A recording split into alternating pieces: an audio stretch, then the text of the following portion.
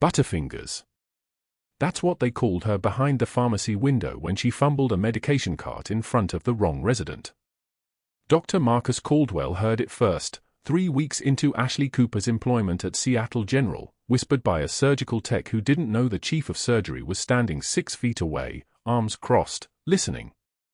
He didn't know that Ashley had deliberately slowed her movements to avoid drawing attention.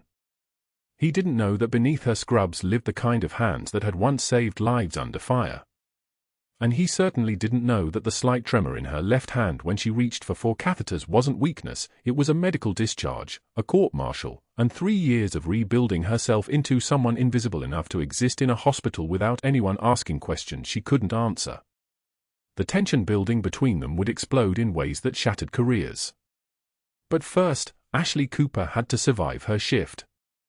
The ICU at Seattle General breathed like a living thing. Ventilators wheezed their mechanical rhythms. Cardiac monitors beeped in overlapping patterns that only experienced nurses could parse into individual patients. The fluorescent lights overhead hummed at a frequency that made your teeth ache if you thought about it too long, and Ashley had learned to stop thinking about it years ago. She moved through the unit at 6:53 a.m., before most of the hospital staff arrived, pushing her med cart like she was piloting a ship through a familiar channel. The smell of iodine and antiseptic coated the back of her throat. Latex gloves hung in boxes at every station. The linoleum floors had been polished sometime during the night shift, and they still held that slick, newly cleaned shine that made every footstep slightly less stable than you'd expect. Her locker was in the nursing break room, tucked between 2 others in a row of identical grey metal boxes. Inside, 7 identical sets of royal blue scrubs, compression socks in a color called eggplant, a bottle of ibuprofen with 4 tablets remaining, and a single dog tag on a broken chain that she had never, not once in 3 years, allowed to touch her skin during a shift. The chain had snapped the day her discharge papers were signed. She kept it in the locker because throwing it away felt like surrender, and keeping it at home felt like defeat. The middle ground, a broken chain in a metal box, felt like honesty. The tag itself bore 2 sets of numbers, a service identification code and a blood type. Nothing else. No name. The military had ways of making things impersonal when they wanted to bury you. Ashley arrived at the hospital at 6:15 a.m. She arrived at 6:15 a.m. every single day because unpredictability made people ask questions, and she had learned that her most valuable asset was consistency. Consistency was invisibility. She clocked in at the staff terminal, accepted the assignment sheet from the night nurse, 4 patients, all stable, all post-surgical, none of them looking for conversation, and began her rounds. Room for 12 was a 67-year-old man recovering from a triple bypass. Room for 16 was a 54-year-old woman post-emergency appendectomy. Room for 19 was empty, freshly cleaned, waiting for whoever trauma decided to send. Room for 21 was a 72-year-old woman whose charts indicated she had good insurance and bad arthritis and a family that called every 4 hours asking about pain management. The 4 lines were her domain. Other nurses hated starting lines, the fumbling for veins, the misses, the patient reassurance, the repeated apologies when the needle had to go in a second time. Ashley approached 4s with the kind of precision that only came from having done it under conditions that didn't afford failure. Her hands, despite the tremor, or maybe because of the tremor, because the tremor was actually just her body's way of storing restless energy, never missed. The vein presentation, the angle of insertion, the depth of needle, the recognition of the exact moment the catheter entered the vessel. All of it lived in muscle memory so deep that thinking about it would have ruined the entire process. She simply let her body remember what her mind had been trained to forget. It was Dr. Caldwell who first noticed. He arrived at 7:06 a.m. on a Tuesday in October, moving through the ICU with the kind of deliberate pace that announced his importance to anyone in the vicinity. Dr. Marcus Caldwell was the type of man who cast a shadow that seemed to precede him, tall and sharp-featured, with a jaw that could have been carved from something harder than bone. He wore a pressed white coat with his name embroidered in surgical blue, and his stethoscope hung around his neck like a piece of jewelry rather than a tool. He was Rounds, surgical review, authority incarnate, and he moved through the hospital the way certain men move through spaces, as though the air itself bent to accommodate his presence. Ashley was placing a line on her 7:15 a.m. admission, a post-operative cardiac patient whose veins had been devastated by years of dialysis before a kidney transplant. Bad access. Difficult stick. Ashley sat on the edge of the bed, her left hand steadied against the patient's forearm, the tremor visible but controlled, and pushed the needle in with a surgeon's confidence and a paramedic's speed. In. Hold. Advance the catheter. Withdraw the needle. Flush with saline to confirm placement. Secure with tape. 17 seconds total. The patient barely winced. The line would last the full duration without infiltration, without infection, without complication. Dr. Caldwell stood in the doorway and watched the entire thing. He watched her hand. He watched her eyes. He watched the patient's face and saw relief instead of pain. And something shifted in his expression, a flicker of recognition, quickly replaced by something that looked like displeasure, as though Ashley had just solved a problem he didn't know existed, and he didn't enjoy people solving problems without his permission. He said nothing. He moved to the chart, scanned the orders with his eyes, and left the room without acknowledging her directly. But she felt the weight of his attention settle on her shoulders like a coat that had been waiting in her closet for 3 years, and she understood exactly what had just happened. She had stopped being invisible. The worst thing that could happen to someone building a life on obscurity had just occurred. The recognition didn't come until rounds at 10:24 a.m. Dr. Caldwell was presenting surgical progress on his patients, walking the ICU with his attending physician trailing slightly behind, and an intern, fresh-faced, 30 hours without sleep, still wearing the enthusiasm of someone who hadn't yet learned that medicine was organized chaos, wearing a stethoscope, asked about pain management on a post-operative patient. Dr. Caldwell ordered a dosage. 10 milligrams of morphine for push every 4 hours as needed. The intern began to document it, fingers moving across the electronic charting system, when Ashley stepped forward from where she'd been checking vitals. She didn't raise her voice. She didn't make a scene. She simply said the words in a tone that indicated she was reading from the chart rather than correcting her superior. That patient received morphine at 8:15. 5 hours into a 6-hour interval. Current orders say 4-hour windows minimum between doses. The room crystallized into silence. Dr. Caldwell's hands, which had been gesturing toward the patient's abdomen during his clinical explanation, froze in midair like someone had pressed pause on the world. The attending physician's jaw tightened. The intern looked at the chart, then at Ashley, then at Dr. Caldwell, understanding in that moment that he had just witnessed someone challenge the chief of surgery's dosage calculation, and in an academic hospital, that was the kind of thing that echoed through departments for weeks. Ashley's eyes didn't waver from Dr. Caldwell's face.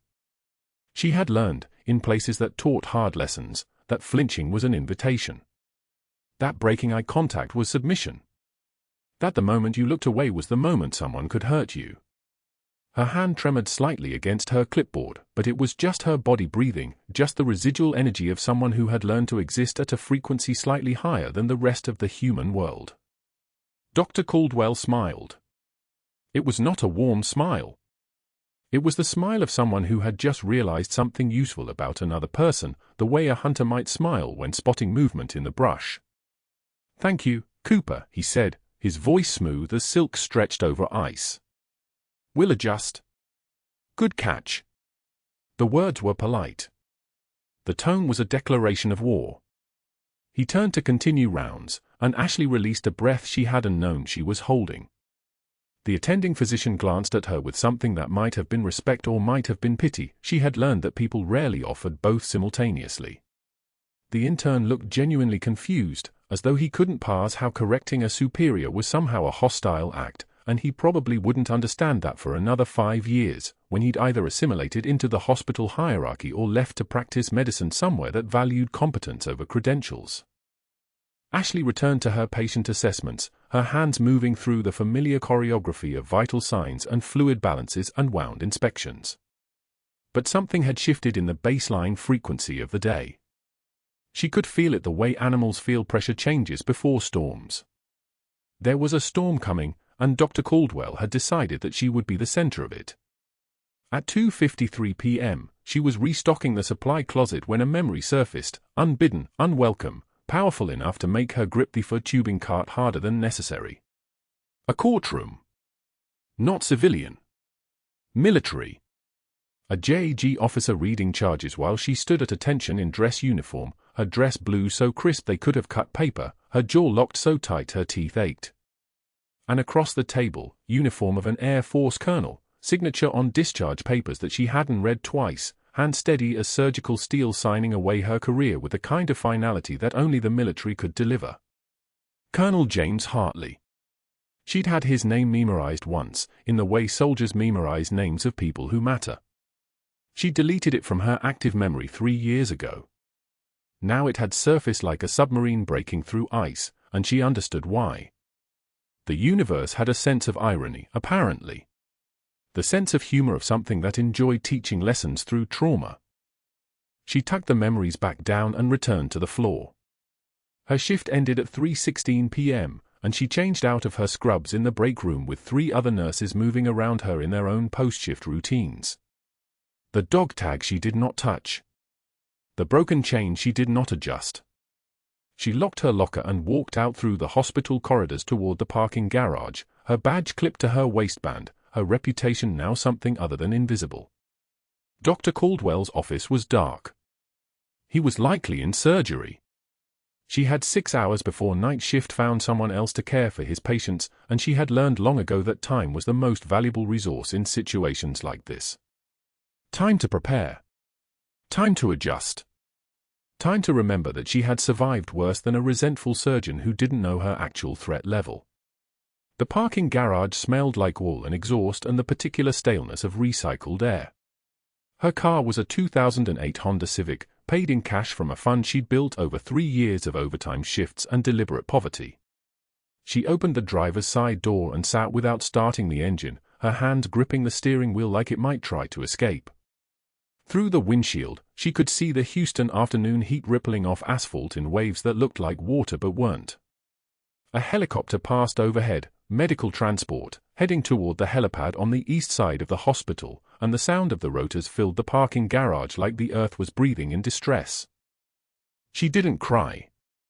She didn't allow herself the luxury of tears, not here, not now, not ever when there was still work to do. But she sat in that car for nearly 8 minutes, hands white-knuckled on the steering wheel, understanding that the life she'd rebuilt over 3 years had just developed a fault line. And fault lines, once they appeared, always found a way to spread. The overhead speaker crackled at 1,400 hours. 3 floors heard it at once. Butterfingers to ICU. Butterfingers to ICU. The name hung in the air like a detonation. Ashley didn't flinch. She didn't stop counting linens. Her left hand, the one with the tremor, the one Caldwell had been watching for 3 days, continued its methodical work, folding, stacking, moving. The nurses at the station froze. Several looked away. One young intern stared openly, waiting to see if Ashley would react, would cry, would do something human. She took one measured breath instead. Her face remained absolutely still, not cold, not angry, just empty of everything that could be used against her. The fluorescent lights buzzed overhead like insects trapped in plastic.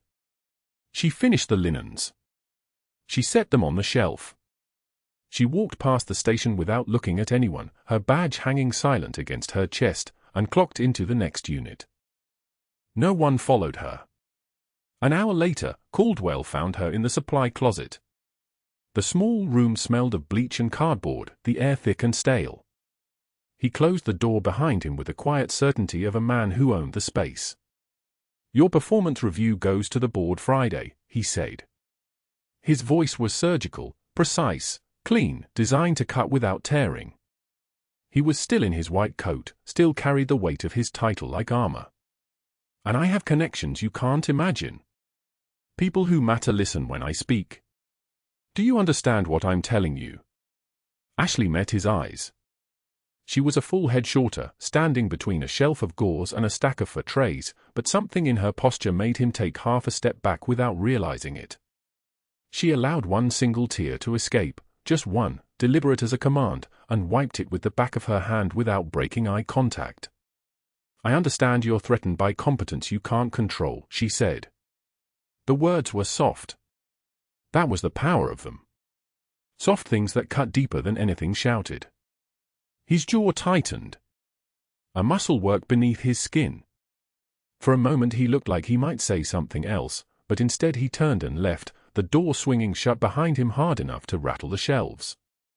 Ashley stood alone in the bleach-scented quiet, her hand still raised to her face, and felt something lock into place inside her chest. Not fear. Something older. Something that recognized the shape of an enemy.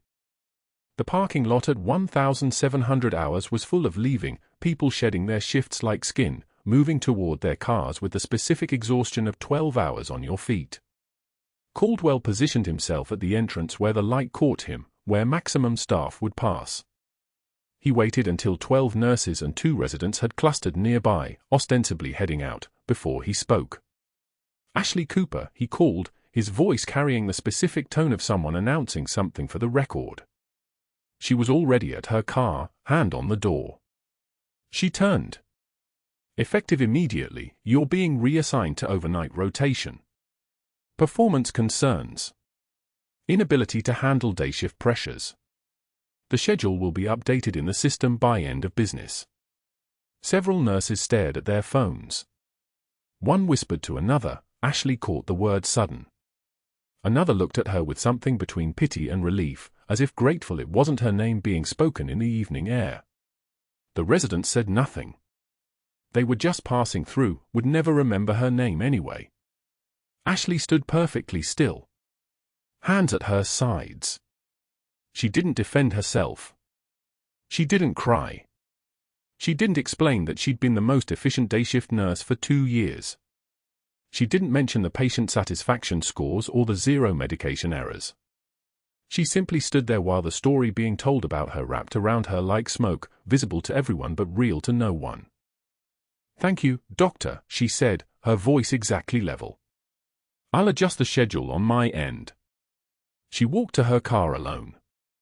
Behind her, Caldwell watched from the entrance with his arms crossed, already thinking about his next move, already composing the phone call he'd make to a board member he knew. He'd positioned this perfectly. Overnight rotation was a dead end, a holding pattern where she'd quit or fade away. The humiliation had to come first. The machinery had to warm up before it ground her down. Ashley sat in the driver's seat for nearly 4 minutes without moving. The sun was dropping fast, turning the concrete pink and orange. The dog tag was in her locker inside. She could see the building from here, that squat grey rectangle that had seemed like salvation 3 years ago, proof that she could be someone else, something soft, something that didn't require weapons or codes or the ability to function on no sleep for 72 hours straight. The tag had been on her neck since Kandahar. She'd stopped removing it after the blast. It had become part of her skin, part of the scar tissue that held her together. Broken chain and all. Her phone buzzed. A shift notification. Night rotation. Starting tomorrow at 2,200 hours. 22 days of night shift already posted, locked, non-negotiable. A calculated move, long enough to destroy her sleep pattern, to make her choose between her disability pay and her sanity. She knew the math. Caldwell was competent at this. He wasn't just cruel, he was strategic. He'd learned how to dismantle people using the machinery they worked inside, turning their own profession into the weapon. The question wasn't whether he could break her. The question was whether she'd let him. Ashley started the car. The engine turned over smooth and reliable, and she pulled out of the parking lot toward the exit, toward the highway, toward home.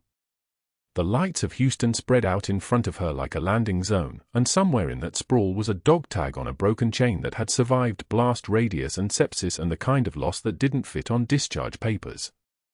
Tomorrow night she'd work the ICU in the dark when the hospital slowed down and the volume dropped and the people most likely to die did so quietly. But that wasn't the worst part. The 0300 alert came through the overhead speaker like a detonation. Medevac inbound. Trauma activation. ETA 6 minutes. Ashley's hand stilled on the 4 lines she'd been checking. Critical chest trauma. Kandahar. Air Force Colonel James Hartley. The name hit her like a physical blow. She didn't move. She didn't blink. The monitor continued its steady beep behind her, indifferent to the way her grip had tightened on the plastic tubing. Hartley. The same name she'd buried 3 years ago in a filing cabinet marked *classified. The same name from across a court-martial table where his signature, clean, efficient, official, had ended everything she'd been. Her stomach dropped into free fall. The ICU erupted into controlled chaos. Nurses moved toward the trauma bay with the precision of people who'd rehearsed this exact moment 100 times. Caldwell appeared in the doorway, still wearing yesterday's arrogance like cologne, already barking orders before he'd even assessed the patient. "Get me a trauma surgeon." "Where's the surgical team?" "Someone get me a surgical team." His voice had that particular texture of someone accustomed to being obeyed without question, the kind of authority that came from having never been questioned. Ashley moved toward the trauma bay with everyone else, her body operating on pure protocol while her mind fractured into 1,000 pieces. 3 years. She'd spent 3 years rebuilding herself as a nurse, as someone invisible, as someone who helped people without being helped in return. 3 years of night shifts and small apartments and a dog tag she couldn't bring herself to throw away, kept on a broken chain under her scrubs where it wouldn't catch the light or answer questions she wasn't ready to give. And now the man whose signature had medically discharged her was arriving by helicopter with a collapsed lung and no one to save him but her. The rotor wash shook the windows as the medevac descended. Through the glass, she could see the bird, a UH-60M Black Hawk, military paint scheme, moving like a wounded animal toward the helipad. Her hands knew those aircraft the way some people knew the streets of their hometown. She'd landed in how many of them? 10? 20? The number didn't matter anymore because that life was over, sealed behind her discharge papers and Hartley's signature and 3 years of pretending to be someone else. The medical team rushed through the bay entrance.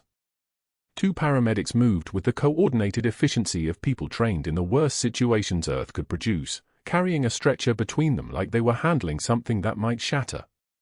Behind them came more personnel, the whole apparatus of emergency medicine mobilizing for a single human being with a hole in his chest. They wheeled him into the ICU bay and Ashley saw his face for the first time in 3 years. Colonel James Hartley looked smaller than she remembered. Smaller and older and very close to death. His chest heaved against the oxygen mask. His flight suit was soaked through with blood that had turned brownish dark. The paramedic was already talking, rattling off vitals like a man reciting prayers.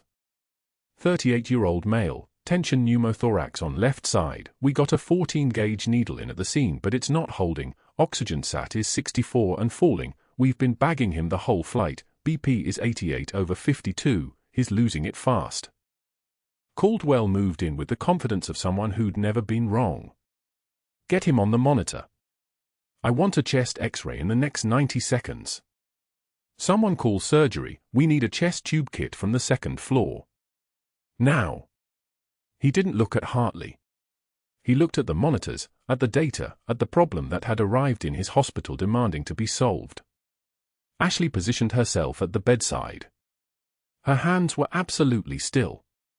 The trembling she felt was internal, kept locked behind her ribs where it belonged, where it would never show, where Caldwell would never see it and use it as ammunition. She'd spent 3 years learning how to carry her own weight without letting anyone see the load. She wasn't about to stop now. The monitor traced lines that spelled crisis. Heart rate 142. Oxygen saturation 68. Blood pressure plummeting like a stock in a dying market. The ventilator wheezed its mechanical rhythm, fighting against lungs that were collapsing inward, the air pressure inside Hartley's chest building like a bomb counting down to detonation. Surgery is responding, someone called out. ETA for minutes. The chest tube kit is on its way from the 2nd floor. For minutes. Hartley didn't have for minutes. Everyone in the room could read the monitors. Everyone could see the arc of his decline, the way his oxygen saturation was dropping at approximately 2 percentage points per 60 seconds. At that rate, at the current trajectory, he'd be in cardiac arrest before anyone with proper equipment could arrive. Caldwell stood with his arms crossed, watching. Waiting. As if the machinery and the protocol and the administrative hierarchy would somehow reverse the physics of a collapsed lung. As if his authority extended to the laws of physiology.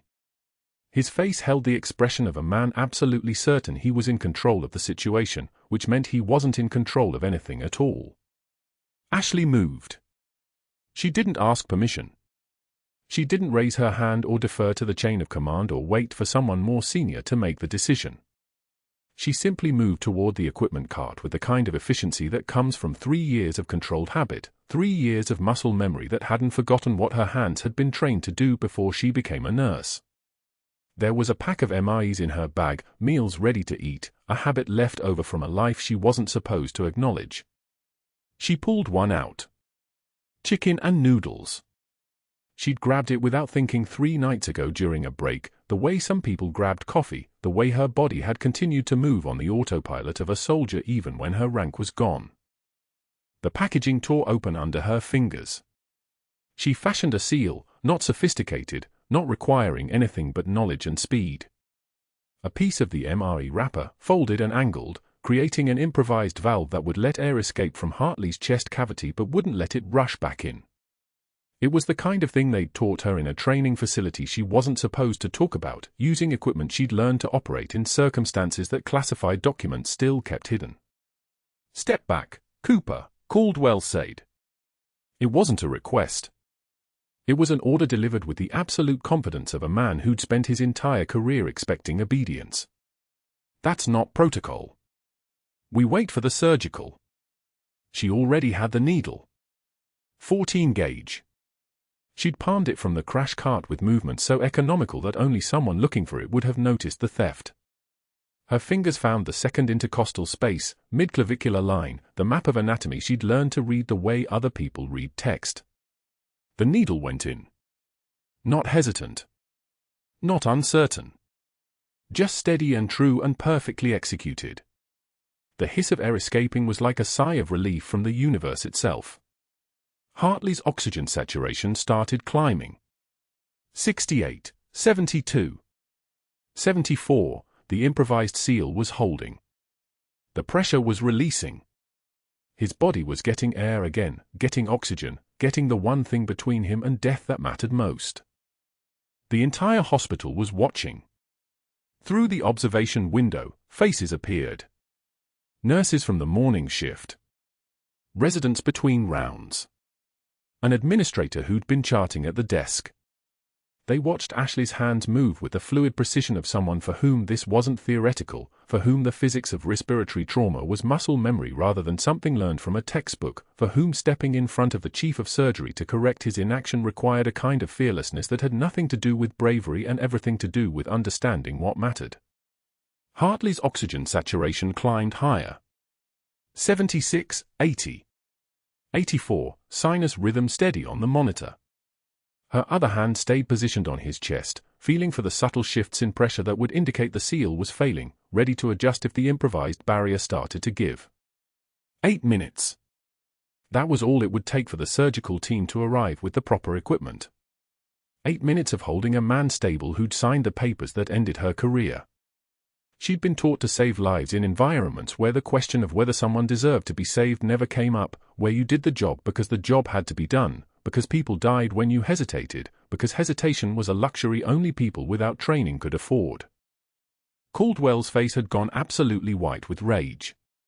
She could feel his eyes on her back like a targeting laser.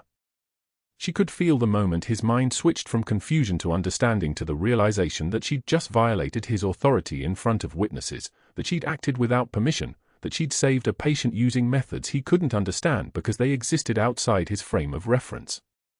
He said nothing. He simply turned and walked out of the ICU bay, his movements precise and controlled, the gait of a man calculating his next move with the focused intensity of someone who'd spent his career winning by understanding the rules better than anyone else. The surgical team arrived at minute 7 with proper chest tube equipment and took over seamlessly. Ashley stepped back. She released her hand from Hartley's chest. She watched as they replaced her improvised seal with medical equipment designed by people with advanced degrees, with equipment that cost more than her annual salary, with solutions that came from hospitals with budgets and departments and proper channels. She didn't look at Caldwell's empty doorway. She didn't acknowledge the faces pressed against the observation window, the ones who'd seen what she could do when she stopped pretending to be someone who didn't know how to do anything except push for lines and follow orders. She simply removed her gloves with controlled precision and walked toward the supply room like a woman who'd done nothing remarkable at all. But that wasn't what happened next.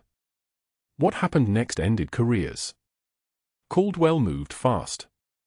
Before Ashley had even changed out of her scrubs, before the adrenaline had fully drained from her system, the machinery was already turning. It didn't start with a confrontation. It started with erasure. By 0800 hours the next morning, her primary patients were reassigned to other nurses. No explanation. No conversation. The charge nurse simply removed her names from the board, 3 patients she'd been managing for weeks, and redistributed them like chess pieces. Ashley noticed it while scanning the unit census. She said nothing. She simply moved to the tasks Caldwell had left for her instead: documentation, supply inventory, the work that required her hands but not her judgment. By 0900, the schedule changed.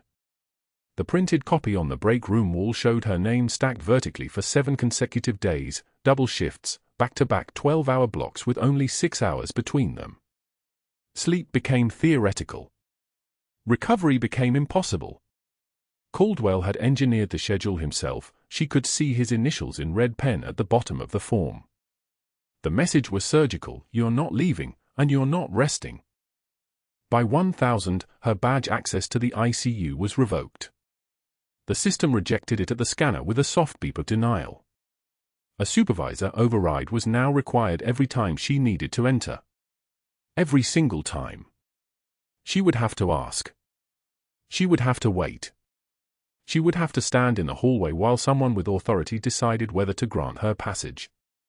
The humiliation was the point. The system itself was the weapon. And then came the phone calls. 3 of them, made from Caldwell's office while she was assisting with a dressing change in room 407. She learned about them later, fragments overheard from a sympathetic resident who'd seen the call log on the administrative display in the break room. Caldwell had called board members. Not the chief of nursing. Not human resources through proper channels. He'd gone directly to the hospital board, people with the authority to end careers without paperwork, people who answered to money and liability, not protocol. The calls were short. Strategic. Ashley could imagine his voice, surgical precision in every word. Major Cooper, or whoever she actually is, practiced emergency medicine beyond her license today. She performed what amounts to combat surgery on a military patient without physician oversight. I have 3 witnesses. I'm documenting gross insubordination. I'm documenting recklessness that endangered patient safety. The facts bent like light through a prism, truth refracted into something almost unrecognizable but technically intact. At 1400 hours, Ashley opened her locker on the 3rd floor. The envelope was sitting on top of her spare badge and her stethoscope, perfectly centered, the hospital logo embossed in the corner. Her name was typed on the front, formal and final. She opened it without trembling. She read it twice. Her hands were perfectly still. The tremor in her left hand, the thing Caldwell had mocked, the thing that made her doubt herself every single day, had vanished. When you'd held a human heart in your hands while mortars fell, when you'd decompressed a collapsed lung in a tent lit by oil lamps, a tremor became nothing. Irrelevant. A ghost. But her throat tightened. Just slightly. Just enough that she had to pause before moving. Security arrived within 5 minutes. Not the older guard who usually worked reception, but a younger man with the careful expression of someone who'd been instructed to remain neutral. He carried a cardboard box. Ashley filled it with the personal items from her locker, a photograph of the Grand Canyon from a trip she'd taken 3 years ago, trying to remember what normal felt like, a half-empty bottle of ibuprofen, the small plush wolf that someone had given her at a deployment going-away party, its fur worn smooth from handling. The walk to the elevator felt like it lasted hours. The hallway seemed longer than it had ever been. Nurses she'd worked with for 3 years suddenly found very urgent reasons to look at their phones. The magnitude of what Caldwell had done settled across the floor like a storm front. Everyone could feel it coming, everyone knew what it meant. One phone call from administration and you were disappeared. One mistake, one moment where you acted when you should have waited for permission, and everything was gone. The parking garage was dim, fluorescent lights humming behind plastic diffusers, casting everything in a sickly institutional green. Ashley's car was where she'd left it that morning, a 2019 Honda CR-V, nothing special, nothing that suggested anything about who she was or what she'd been. She sat in the driver's seat and closed the door. The engine stayed off. She couldn't make her hands turn the key. The tremor had returned now, but it wasn't the small thing she'd hidden for 3 years. This was something different. This was her body processing the weight of what she'd done, not the chest seal, not the needle decompression, not the 8 minutes she'd bought for Colonel Hartley. Those things had been right. Those things had been necessary. Those things had saved a life. But she'd done them in front of witnesses. She'd done them with Caldwell standing 3 feet away, watching her hands move with the precision of someone who'd trained for exactly that emergency, exactly that moment. She'd shown him something she'd promised herself would stay buried. Her head dropped forward until her forehead rested against the steering wheel. The broken dog tag was in her right hand. She'd pulled it from under her scrubs in the locker, muscle memory taking over, that small ritual of grounding herself. The chain had snapped in Kandahar, November 2019, in a field hospital 40 kilometers southwest of the city, when a mortar round hit the western wall. The blast had thrown her against a metal supply cart, and the chain had caught on something sharp as she fell. It had broken mid-link. Half of it was missing, taken somewhere in the dust and screaming. She'd kept this half anyway. Asterisk Cooper, Ashley M. Asterisk asterisk USAF asterisk asterisk MAJ asterisk asterisk ONEG dot asterisk. The letters dug into her palm now, small cold points of pressure. She'd worn it under every piece of civilian clothing for 3 years, a constant reminder that she was supposed to be someone else now. Someone quieter. Someone who didn't have combat certifications. Someone who corrected dosages politely, who accepted being talked down to, who let other people make the decisions. She'd failed at that. Completely. The parking garage was silent except for the hum of the ventilation system and the sound of her own breathing, too shallow, too fast.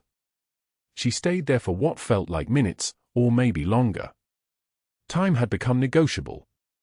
The termination letter lay on the passenger seat beside her, the letter somehow already fading as if the document itself was degrading, becoming less real even as her life became less real. 2 hours passed before her hands finally worked again. 2 hours of sitting motionless in a garage, gripping a broken piece of metal that represented a version of herself she'd tried to disown. 2 hours of understanding, fully and completely, what she'd sacrificed to become someone acceptable to people like Marcus Caldwell. The drive home was automatic. Her body performed the necessary actions, turn the key, shift to drive, navigate the streets, but she wasn't really present for any of it. The radio played something about a minor key that seemed designed for exactly this moment, melancholy pressing against the windows like humidity. Her apartment was quiet when she arrived. Her dog, a German shepherd named Bravo, pressed his head against her leg, sensing something wrong. She sat on the kitchen floor with her back against the refrigerator, the termination notice still in her hand, and waited for something to happen next. What she didn't know was that Colonel Hartley had regained consciousness at 0730 that morning, 3 hours after she left the hospital. What she didn't know was that the first thing he'd asked for, the only thing that seemed to anchor him to reality after surgery, was the nurse who'd saved his life. What she didn't know was that in 48 hours, everything that had just come apart would come back together in ways she couldn't possibly imagine, and the pieces would fit in configurations that would reshape every moment of the 3 years she'd spent hiding. But tonight, in the quiet of her apartment, all she knew was that the man whose signature had removed her from military service was upstairs breathing because she couldn't ignore what needed to be done. And now she had nothing left to lose. 2 days. That's how long the termination notice sat in Ashley's locker before she found the courage to clean it out. She arrived at Seattle General at 0600 hours, before the morning shift, when the hospital corridors hummed with that particular quiet that comes just before chaos. Her hands were steady as she entered the locker room. No tremor. No hesitation. The broken dog tag hung around her neck beneath her scrubs, exactly where it had been for 3 years, and she wasn't about to let one administrator change that now. The locker door swung open. Her 3 uniforms hung in neat rows. A photo of her unit from Kandahar, faces she still saw in her sleep. The termination letter was still taped to the inside of the door, each word a small blade, gross insubordination, practicing beyond scope, effective immediately, security escort included. She was folding her jacket when the commotion started. The ICU erupted in voices, raised, excited, urgent in a way that had nothing to do with a code. Feet moved fast down the corridor. A nurse called out, "He's awake." Colonel Hartley's awake and he's refusing everything until, the words trailed off as the group moved deeper into the unit, but Ashley heard enough. Her chest tightened. Her hand stilled on the fabric of her jacket. She didn't think. She moved. Down the corridor, toward the noise, toward the ICU where she'd improvised a chest seal and held a man's life in her palms for 8 minutes while Caldwell screamed for equipment. The corridor lights buzzed overhead like angry wasps. The room was full when she entered. A team of residents. 2 attending physicians. The charge nurse. And in the bed, Colonel James Hartley, the man whose signature had ended her military career 5 years ago, the man she'd saved 2 days ago without knowing who he was. His eyes snapped directly to her face. His eyes widened. The oxygen tubing in his nose hissed softly. Viper. 1 word. Her call sign. The name she'd worn like a second skin across 3 deployments, across a field hospital in Kandahar where she'd run triage under fire with shrapnel embedded in her left shoulder, across the medevac that carried her stateside when the IED shattered her hand and rewrote her entire existence. The room went absolutely still. Then a woman in dress blue stood up from the corner. Captain's bars on her collar.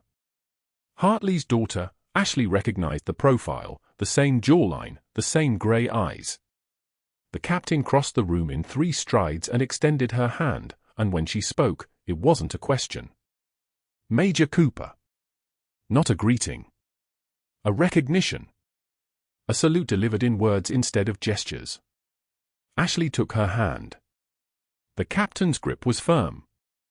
Military. Real. One of the residents picked up Ashley's personnel file from the bedside table, the file that had been sitting in Human Resources for 3 years with nothing but registered nurse, Seattle General printed on the spine. The file the hospital never looked at too closely. The resident's hands trembled as she opened it. DoD clearance flags, she whispered. Level 4. These are cleared for classified operations. These are never in civilian hospitals. These shouldn't. She looked at Ashley. Then back at the file. Your security clearance is current. Active. How is that possible? The answer was that the Pentagon never let go of its assets. The answer was that Ashley's discharge papers said medical, not voluntary, and that meant different rules. Different oversight. Different corridors through different government buildings where people kept files updated just in case the day came when a major who'd learned to disappear as a nurse got called back. Before anyone could ask another question, the door opened again. The man who entered moved like water finding its path, military bearing encoded in his spine, in the way his eyes assessed the room in 2.3 seconds and filed away 17 variables. A SEAL team leader. His presence made the air pressure change, made the room feel suddenly smaller, suddenly aware it was in the presence of something that had walked into places most civilians would never see. He saw Ashley and something shifted in his face. Recognition.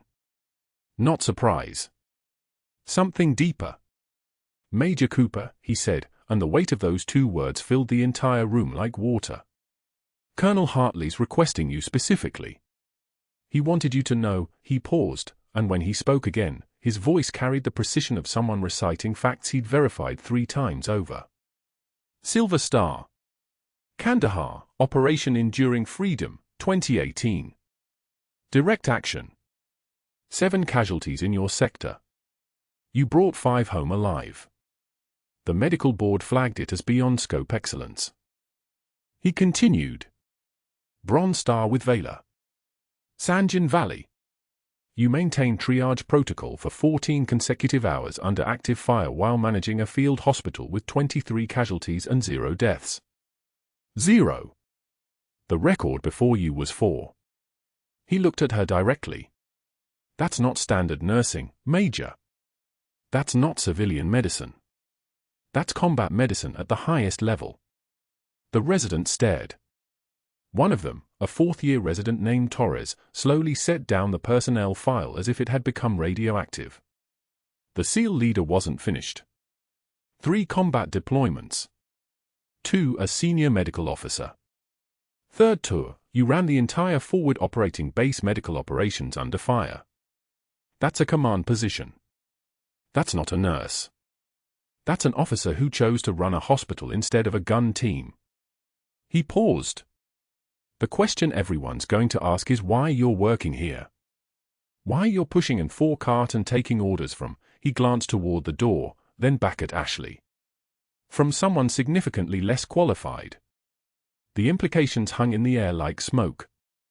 Ashley's tremor wasn't fear. It was restraint. 18 months of sitting quietly while Caldwell humiliated her. 18 months of watching him make mistakes she could fix but didn't. 18 months of holding every single thing she was compressed down into something small enough to fit into his hospital hierarchy. The moment stretched. Then footsteps in the hallway. Official footsteps. 2 of them, moving with the particular authority of federal agents. An FBI agent entered, a woman with a face like an architectural drawing, all sharp angles and cold assessment. Behind her, 2 marshals in navy windbreakers. "We're looking for Dr. Marcus Caldwell," the agent said to the charge nurse. "He's under arrest for unauthorized access to federal systems, forged credentials, and obstruction of justice. We need his office location." The room erupted. The residents started talking simultaneously. The charge nurse pointed down the corridor. The SEAL leader stepped aside to let them pass, and Ashley watched it happen, watched the machinery of federal law enforcement move through Seattle General like a reckoning. Because that's what it was. The agent had already explained it to her. Caldwell had attempted to alter Ashley's military records to justify her firing. He'd made calls to board members with fabricated performance reports. He'd accessed classified databases he had no authority to touch, leaving digital fingerprints in systems that logged every keystroke, every failure, every crime. They found him in his office. Ashley watched from 3 floors up as they led him out, not escorted, led, with handcuffs tight around his wrists like silver bracelets of consequence. His face was gray. His attorney ran behind them, already calculating the mathematics of career destruction. 12 phones recorded the moment. 12 staff members captured Dr. Marcus Caldwell's perp walk past the nursing station where he'd announced her demotion. Past the supply closet where he'd cornered her with threats carved from institutional power. Past the parking garage entrance where she'd sat unable to move, unable to breathe. The hospital CEO appeared within the hour. Her face was ashen. By afternoon, Caldwell's medical license was suspended pending investigation. By evening, federal charges were filed: unauthorized access, attempted fraud, obstruction. The state medical board was already drawing up permanent revocation paperwork. The hospital issued a statement. Separate investigation. Institutional safeguards. Deep regret. All the things institutions say when they've been caught protecting the wrong person. 6 months later, Ashley stood in her new office. Director of Emergency Medicine at Seattle General, a position created specifically because a hospital board had reviewed security footage and realized they'd almost destroyed the most qualified person in their institution to protect the least qualified. The office was small. The window faced south, toward the ICU, toward the parking garage, toward the entrance where Caldwell had been led away. On her desk, reports from her new emergency protocols. Combat medicine techniques now being taught to civilian trauma nurses throughout the hospital system. Pain management under resource constraint. Triage in high-stress scenarios. Decision-making under fire. Her Major's oak leaves were displayed beside her nursing diploma on the wall. The broken dog tag hung in a shadow box, mounted where morning light caught the engraved words, "Second to none." A knock. Colonel Hartley entered in a wheelchair, fully recovered, oxygen still tubing through his nose but color returning to his face. His daughter followed, Captain Hartley in dress blues, her posture the straight line of someone who'd passed through the same fire and come out intact. "Wanted to thank you before I returned to active duty," the colonel said. His voice was stronger now. The voice of a man who'd stood at the edge and been pulled back. "The Air Force is reviewing your medical discharge. New prosthetic technologies. New protocols. If you wanted to return." Ashley looked at her trembling left hand. The tremor that had haunted her for 5 years. The hand Caldwell had used as justification to humiliate her. The hand that had held a colonel's life together. "I think I'm exactly where I'm supposed to be," she said. They stood together in comfortable silence. Then the colonel mentioned, almost casually, that Caldwell was last seen selling insurance from a folding table at a strip mall off I-10. His medical license permanently revoked. His pension consumed by legal fees. His reputation a cautionary tale hospitals told about what happens when you weaponize authority. Ashley didn't smile. Didn't celebrate. She simply said the thing she'd learned across 3 deployments and 1 impossible week at Seattle General. True class is what you do when the lights go out. The colonel nodded. Saluted. Left to rejoin a military that had been wrong about her once and was determined never to be wrong about her again. Ashley turned back to her work. 37 applications sat on her desk.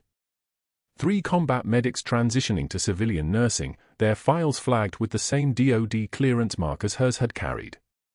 She was building something. Building something better. Building something that would protect the next person who walked through these doors knowing more than anyone could see. Her left hand was steady on the pen as she began to write. The tremor didn't matter anymore. It never had. If this story speaks to you, or if you've ever been underestimated, if you've ever held your truth close while someone smaller used their position to diminish you, then you know what comes next. You don't give them the satisfaction. You become undeniable. You subscribe, you like, and you tell someone else who needs to hear this. Sometimes the quietest person in the room is the one holding everything together.